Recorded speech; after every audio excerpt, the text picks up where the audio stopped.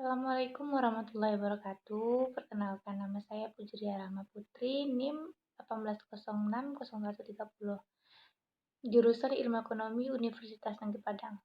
Baiklah, di sini saya akan menjelaskan tentang analisis kemiskinan di kabupaten atau kota provinsi DKI Yogyakarta pada tahun 2009 sampai 2015.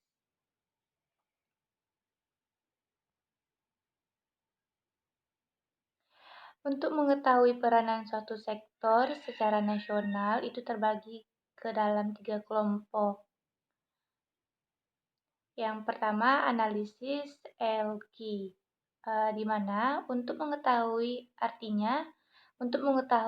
peranan suatu sektor secara nasional. Yang kedua, analisis SIFSER, yaitu untuk menganalisis perubahan struktur ekonomi daerah dibanding nasional. Yang ketiga, analisis APBD, yaitu untuk mengetahui PAD dan dana perimbang mengukur kinerja daerah terhadap pusat. Analisis ELKI itu ada terbagi dalam 2. Model analisis location quota merupakan model analisis yang digunakan untuk mengetahui kemampuan suatu sektor kegiatan tertentu. ELKI adalah suatu perbandingan tentang besarnya peranan suatu sektor atau industri tersebut secara nasional.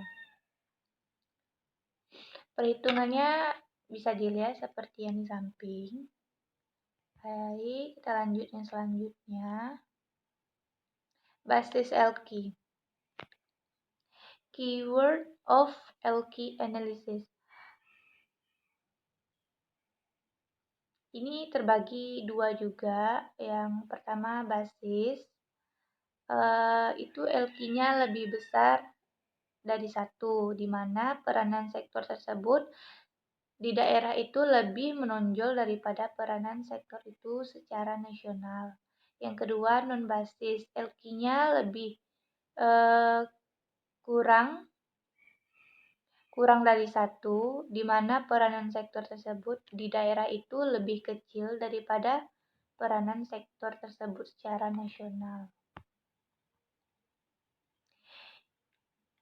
Keyword of SIFSER. Ini terbagi dalam 3. Yang pertama, regional share, di mana nilai regional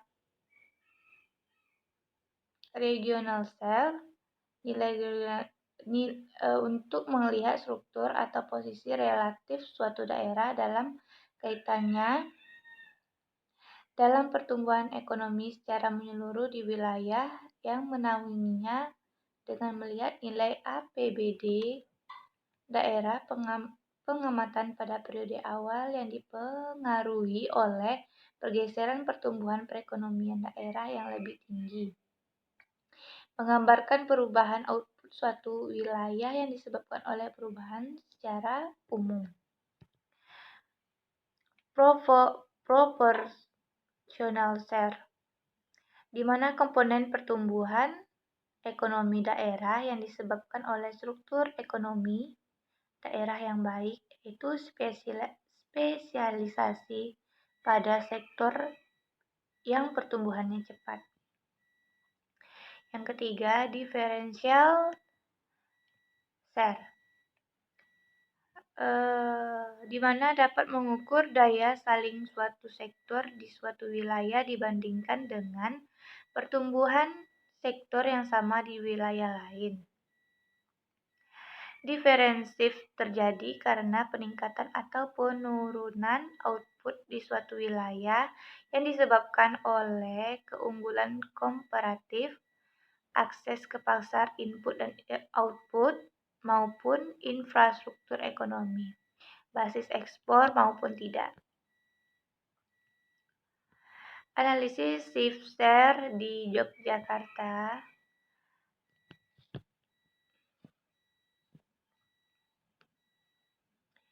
Dapat dilihat dari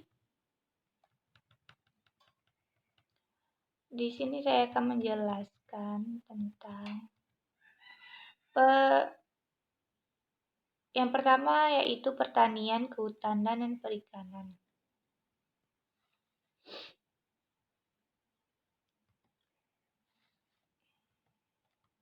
Pada sektor tahun 2018, LQ yaitu sebanyak 0,75 dan di tahun 2019 LQ 0,73 memiliki LQ kurang dari 1 yang artinya peranan sektor di daerah Yogyakarta lebih kecil daripada peranan sektor tersebut secara nasional.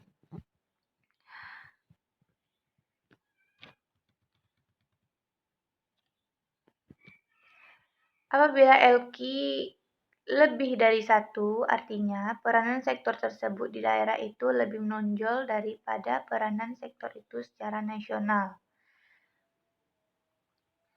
Dan apabila LQ kurang dari 1, peranan sektor tersebut di daerah itu lebih kecil daripada peranan sektor tersebut secara nasional.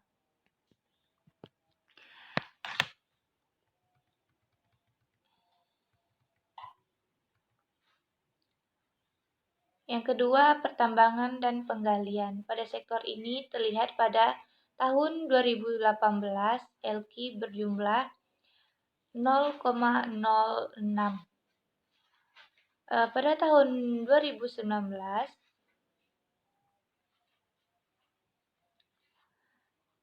LQ memiliki 0,066. Memiliki LQ kurang dari 1 yang artinya peranan sektor ini di daerah Yogyakarta lebih kecil dibandingkan peranan sektor itu secara nasional. Begitu juga selanjutnya dengan industri, pengolahan, dan yang lainnya. Kesimpulannya adalah yang pertama, pemerintah perlu melakukan peningkatan SDM dengan cara meningkatkan akses pendidikan hingga ke pelosok daerah. Yang kedua, pemerintah lebih mampu menyediakan lapangan kerja yang sesuai dengan keahlian masyarakat di daerahnya. Yang ketiga, pemerintah diharapkan mampu meningkatkan produktivitas masyarakat daerahnya sehingga dengan produktivitas yang tinggi akan memberikan dampak PDRB pada daerah tersebut meningkat. Yang keempat, pemerintah daerah dapat mengendalikan tingkat inflasi sehingga masyarakat mampu memenuhi kebutuhannya sesuai dengan pendapatan yang mereka miliki. Baiklah, itu yang dapat saya sampaikan. Apabila ada kesalahan kata, mohon dimaafkan. Wassalamualaikum warahmatullahi wabarakatuh.